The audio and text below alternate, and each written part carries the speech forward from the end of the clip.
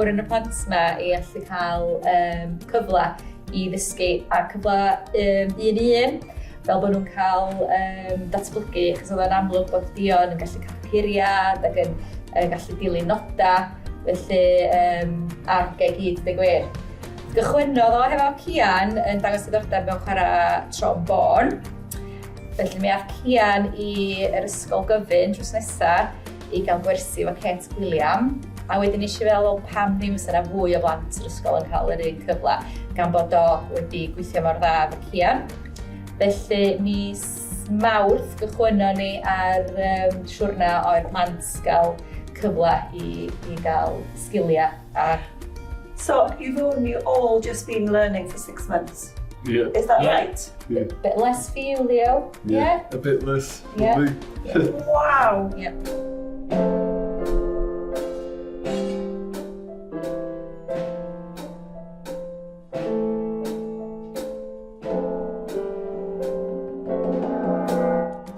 Mae Jen yn dod i mewn bob dydd Gwener i wneud piano efo fi.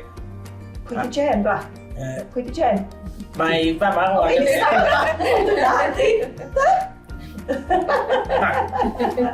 Mae Dion wedi dod i mewn nerfus iawn, jyst chwarae chydig o nodau, a wedi datblygu.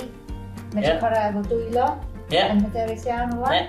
Wedi cychwyn wrth wneud system efo lliwiau, a wedyn yn diweddar wedi symud o'r lliwiau, a wedi darllen cerddoriaeth a lliwiau. Wedyn ni'n hoffi cael jam hefyd yn those. Ydam. Swnio fi fel bod chdi'n cael lot o hwyl efo Jane, Dion, di hynna'n wir. Ydy. Gormod o hwyl ti'n meddwl? Dwi'n meddwl.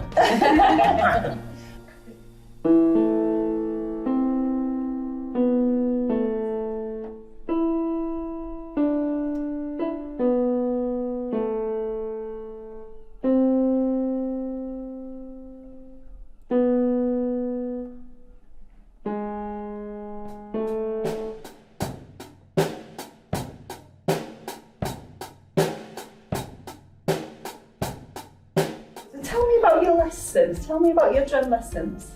Yeah, every Friday, a guy called Neil comes in, and he comes and teaches like drums or guitars, and he gets to pick which one you do. And I picked drums because I fancied it because it makes me more happier and better doing it, and I find it exciting learning new beats and stuff like that. It's fun. So you had 2 beats today, didn't you? Tell me about the 2 beats. What were they? One of them was a swing beat, and then one of them were a straight beat with a fill inside. It was very impressive. Yeah, it was good. You had to concentrate, I'm sure. Yeah, I got nervous. It didn't show. Every musician gets nervous. Yeah. Do you feel like music is like a whole big world now? It's a massive world for me. Yeah. It's good. Yeah, it is good. Corey. Your smile says everything, Corey, actually. Yeah. Corey told me once, Mrs. Hughes, I've got so much music in my head. I've got a lot of music in my head. I listen to it every single day.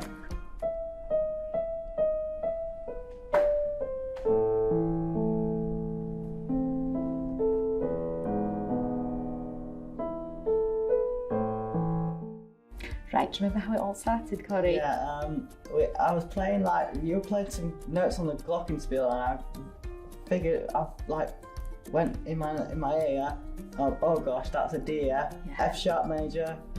Everything, all the chords, What's this note, Corey? And you would just, wouldn't you? Yeah. Wow, so you had perfect pitch. Something called perfect pitch. Yeah, it's really cool. It's really cool. And that means and then after that, you spoke to my mum and you said, oh, give him some piano lessons. I thought, yeah. And then I went to someone called Simon. We did some lessons and I got much better. Yeah. And then you remember in the lessons you were doing so well, and you had so much music in your head and you were answering so well. Yeah, really well. And we thought, why not? Why not? Go for GCSE. Yeah, it's incredible. Incredible. I'm studying on a song as well. Yeah. Everything Must Go by Manic Street Preachers. In your GCSE lessons. My GCSE lessons. Wow. Really cool. And how do you feel with other kids in the class? That's really cool, yeah. Yeah? It's all right. How many of you in that class? 20. Oh, all doing GCSE music with you. Yeah. Wow. Thanks. So what's next, Corey? Watch this space.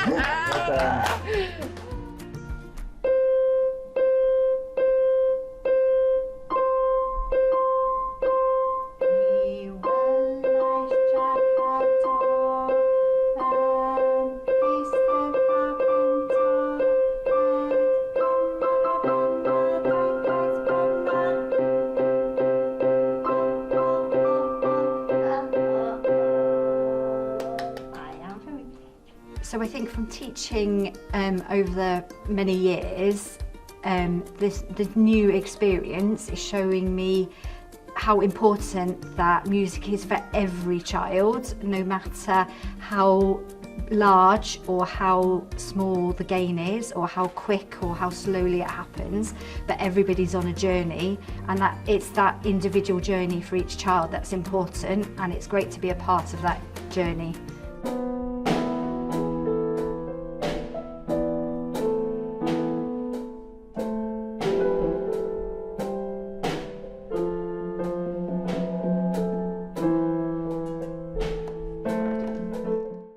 Mae'r newid mewn plentyn ella sydd wedi cael diwrnod drwg a maen nhw'n dod i wers gerdd, a'r addysg cerdd yna, a'r gwersi offerynnol yma, maen nhw'n newid. Maen nhw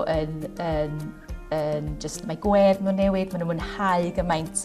Mae'n just dod â rhyw elfen arall o'r person yna, a da ni'n cael dod i nabod nhw mewn ffordd gwahanol. Mae'n emosiynol hefyd wrth adrodd yn ôl wrth y rhieni wedyn.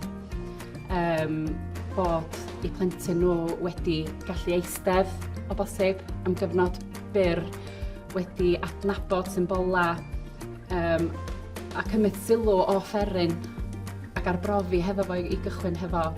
A mae'r amser yna wedyn mynd o funud i 2 funud i 3. A jyst bod hefo person arall a'r engagement yna. Mae'n emosiynol gweld datblygiad mewn cynlliad amser. A drwy'r cynllun cerdd cenedlaethol, mae wedi bod yn bosib i 40% o blant yr ysgol gael gwersi offerynnol unigol yma. A mae wedi bod yn andros o beth. Anhygoel gweld y plant yma yn datblygu gymaint yn y gwersi hynny. Da ni'n andros o ddiolchgar i'r gwasanaeth cerdd am y cyfle yma. A gobeithio bydd yn parhau.